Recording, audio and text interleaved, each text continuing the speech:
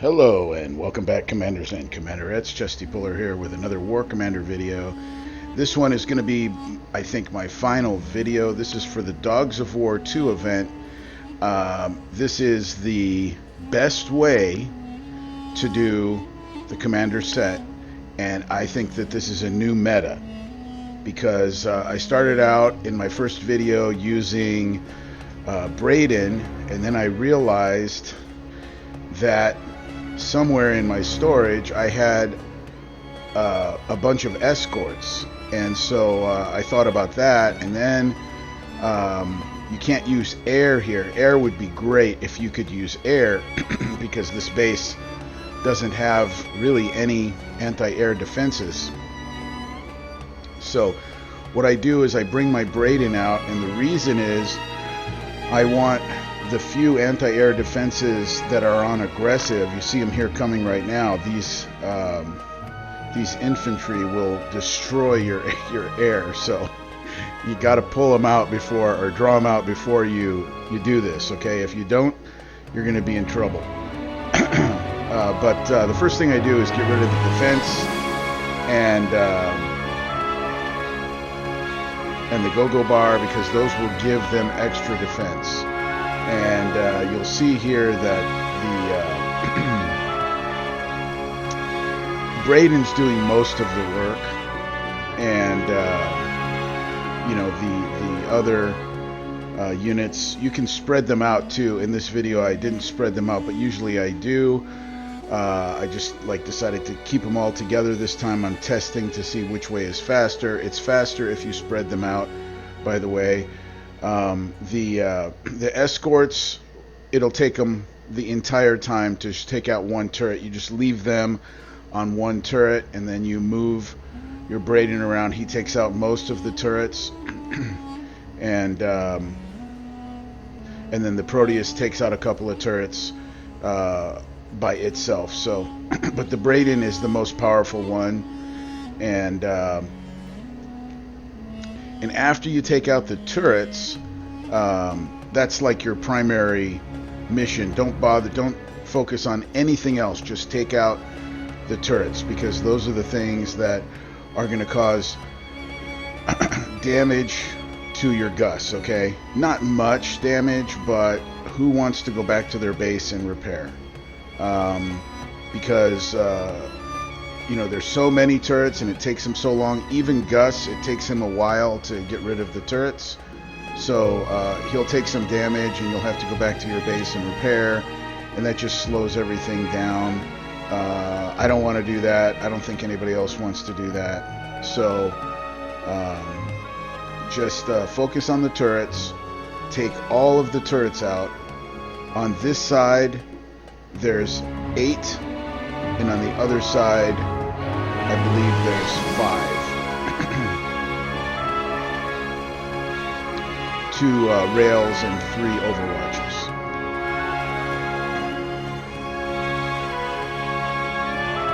Yeah, so 13 turrets altogether. Just take out the turrets, and then what I do is I put it on attack move to get rid of the rest of the units, and then I bring Gus in, and he just helps. Now this green aura, when the units are inside the green aura of the Omega Proteus, they're slower. I think there's different auras that you can choose. I chose the aura that slows down the ground. I haven't changed the workshop on this since I've gotten it. But I like this green aura, and I might be wrong. Maybe there's not even a different aura, but for some reason I believe that there's a aura that slows down air, and then another aura that slows down ground. I choose the ground, and that seems to be the most effective for me. But it slows everything down because Kixeye has made it so that the slow-mo basically doesn't work. Now here's where it comes in handy. These electric shock guys, these infantrymen, are fast, and so as you're trying to shoot them, the Gus is missing them and you have to back up, right? You'll see here in a second when I bring Gus out that I don't have to back him up. It saves a lot of time. I just sit there because they can't get to me. Their range is not good enough, and then also because they're slow, my shots are hitting them. Whereas when they're fast, they miss my shots. Now, with these tanks, these whatever you want to call them, proton tanks, with the proton shot, the proton blue ball that it fires, they outrange you. So, but it takes them a second to fire. So even though that they're slowed down, they're already preparing to fire at you. So the green aura doesn't help as much. Actually, the green aura doesn't help at all. It's exactly the same as if there was no green aura. But see how I don't have to run away? I just wait, because the fact that they're slower means that my shot actually hits them. But for the tanks, you've got to get out of their way because their blue ball will get you. And it's not going to cause too much damage. Don't, freak out if you take a couple of hits. Gus is very tough. He can take some hits. I just like to do it with 0 damage. And I'll be honest with you, it doesn't take me any longer to take 0 damage than it, like a lot of people think, well, I'll just blow through this thing real quick and then go back to my base for a few minutes. I will run out of time on this first attack because they only give you like 6 minutes and 49 seconds or something to do this base. It's not enough time. But my second attack is super quick. Because, the base is almost dead, if you'll see. All we got left are those few infantry that are over here by the power plants, and then the power plants themselves. The rest of the base is dead. So it's just a second, a few seconds to destroy the rest of the base. And I'm going to do the same thing.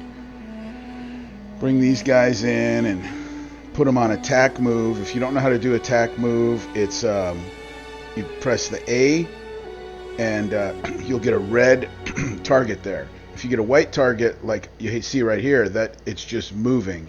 You want the attack move with the red target. It might take you a couple times to figure that out, but you press A and then you move. And when you see that red target, you know that you've got attack move on. And then what they'll do is they'll continue moving. It's kind of like Ruby, right? But rather than moving, because of these power plants, I don't want my Braden to go over the power plants. So attack move, they shoot the first thing in their way. Therefore, they won't go over the power plants and then start shooting the power plants, because the power plants will explode and cause damage on them. That's why I'm using attack move. If you're wondering why attack move is important. Attack move is one of my favorite hotkey features for the game, because they hit everything in their way. They don't miss things. And sometimes when something has a higher priority, they'll overshoot something and let turrets start hitting them because they're going after something with a higher priority, and even though they're getting hit, they're not going to shoot it. That's why I do I use attack move. That's my preference over anything else. Now, I don't need Braden, so I'm sending him back. No damage on that. All I need here is I don't even need Devin, to be honest. I just have Devin in here. I also have my hunter, my bounty hunter in here, but I don't use him for this. I use him for the other Omega Kane, Inquisitor Kane base.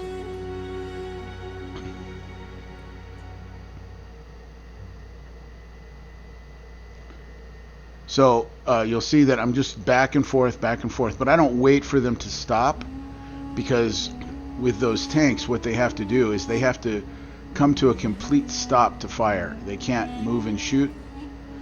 And then it takes them just a second. There is a second of a delay, or a fraction of a second of a delay before they can shoot. So, and Gus is fast enough to get out of the way of the shot. I've said it before, and I will, reiterate that here. There's two things that are important, or that are the king of attack, and one of them is range. Gus has good range. He doesn't have the best range, but the other thing is speed. Like, you take something like the Omen, right? And the Omen is totally cool until he was nerfed. I mean, he was totally nerfed. But he's slow, right? So he has some range. It's the same range, I think, as Gus, but Gus is fast, and now Gus is more powerful than him. So Gus outranks the Omen for sure. The cool thing about the Omen is that his where he'll still be good, he'll still be used, and I actually do still use the Omen. He's brand new, and I'm saying I still use him. But yeah, I do still use him. And I'm sure I will use Omen for a long time, because yes, his range is I think 650, but his holographic image that comes out every third shot, I think it is, that goes much, much further. That gives the Omen the chance. I mean, you can't control that holographic image as good as you would like to. You can sort of control it by determining where you start your shot at, right? So I try to line it up, but I've been able to take out things that are about 1,000 distance away with the Omen. Particularly if you have like an inert turret or something that you can shoot in the meantime, right? So let's get back to this base right here. What you want to do is clear out this section up here, and the reason for that is there's two hunter turrets up here that you cannot reach with air or ground, and so you want to bring your Akumas up in this corner. And when you bring the Akumas up here, once it's clear, you could bring them up right now. I should have brought them up already, but I didn't. Once you get the Akumas up here, then they'll start coming down in the back here to help you get those two turrets that you can't get without taking damage, because this is just my no damage, zero damage video, which is what is what I usually do. That's my video. Almost all of my videos are videos showing zero damage. That's my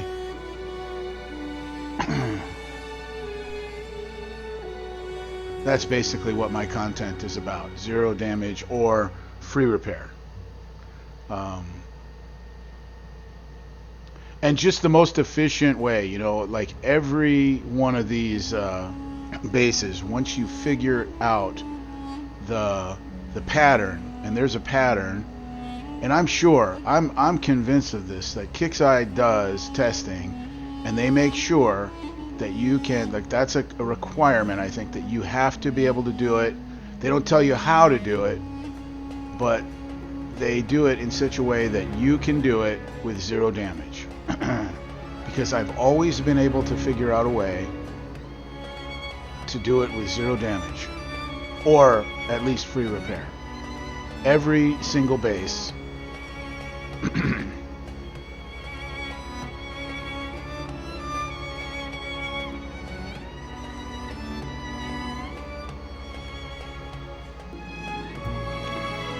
So the other thing is these two tanks right here, because of the angle of them, it is harder to get out of there without getting hit.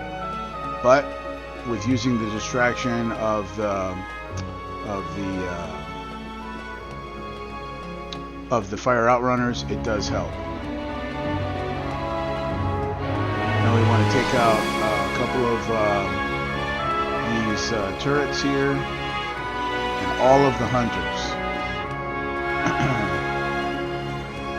because we're going to bring air in just a second, right? So we're going to clear the rest of this base with air, the most difficult section of the base actually, because this other first part is really not tough at all, but the difficult part is that section over there, and it is totally anti-ground with no anti-air in there. So I was bringing my Braden in to clear out some of those things, but then I realized, wait a minute, there's nothing shooting my Braden in here, and maybe we can bring air in. So we tested it out, and sure enough, you can bring air in, and that's, I think, why I'm saying it's the new meta, because when I first started doing this, I was using Gus to take everything out, and I didn't bother with these two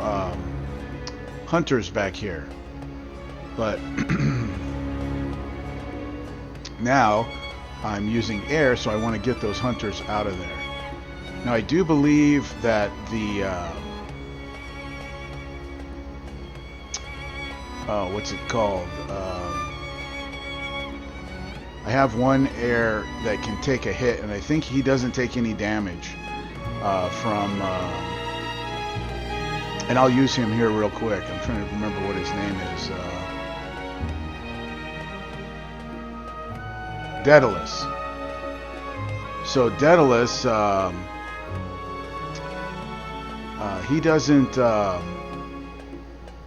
take damage from certain amounts of hits, and so that's why I'm using him to take out the Bastion here. I can use Gus to take out the Bastion too, but it's not necessary. See that Bastion right there? So I'm going to hit that little building in front. Daedalus does not outrange that little Bastion, so he will hit you if you shoot him directly, but you won't get any damage from him. And then this is a new thing. This is the first time I've done this, and I don't know why I didn't do this before, but I wanted to bring my Sarge in because I'm pretty sure my Sarge gives a bonus to all my Firehawks. And I just realized that my Firehawks were not workshopped, and so I just workshopped them, and then I'm watching this video, and I'm going, wait a minute, I didn't workshop my Sarge, and I don't know how that happened, but I'll tell you this, I've been using Sarge, and I've been using, see, there's no workshop on my Sarge, and also I only had a couple of my Firehawks workshopped. So I'm like, how in the world did that escape, my attention, that I didn't workshop my my Firehawks? They are much better when they're workshopped, and I was wondering, I was like, I'm not fully impressed with these Firehawks, even though I've used them and taken no damage when I've used them. And that's probably why, because I don't put them in harm's way usually. But I know that the workshop will really improve them if you're using them without workshop like I was.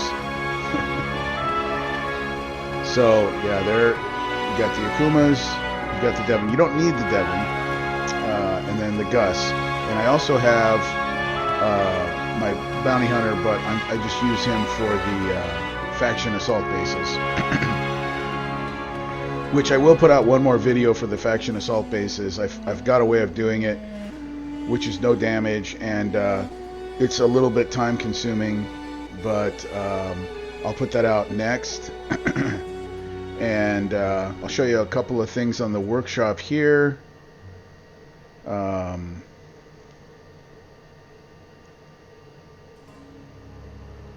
I built my Sarge, I got it ready, but I guess I never applied it. Yeah, he doesn't have workshop. Now he does. So, interesting. Well, guys, I hope this is helpful. I hope you have a good event, and we'll catch you on the flip side. See you later.